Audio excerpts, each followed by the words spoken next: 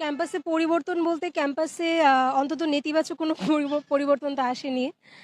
পোশাকের স্বাধীনতা নিয়ে যেটা বললেন, সেটা নিয়ে আসলে আমরা কোনো সমস্যা ফেস করছি না। আমরা আগেও যেভাবে ছিলাম এখনো সেভাবেই আছি। খাবারের মান নিয়ে যেটা প্রশ্ন করলেন, হ্যাঁ, সূর্য সেন হলে হচ্ছে খাবারের যে তদারকিটা করা হয়েছে সেটা খুবই ভালো উদ্যোগ ছিল। মহসিন হলে যে বেড দেওয়া হয়েছে সেটাও।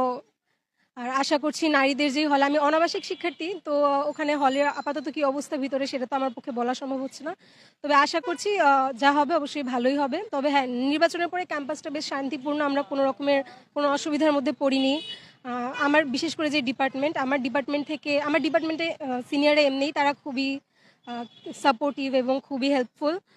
তার উপর দিয়ে এমনিতে আলাদাভাবে ক্যাম্পাসে কোনো র্যাগিং বা কোনো রকমের বুলিংয়ের শিকার আপাতত আমি বা আমাদের ডিপার্টমেন্টের বা আমাদের কার্জনহরের ওদিকে আসলে এসব হয়নি। তো সব মিলিয়ে হ্যাঁ, আমাদের প্রত্যাশাটা মনে হচ্ছে পূরণ হচ্ছে। আশা করি ভবিষ্যতেও এভাবেই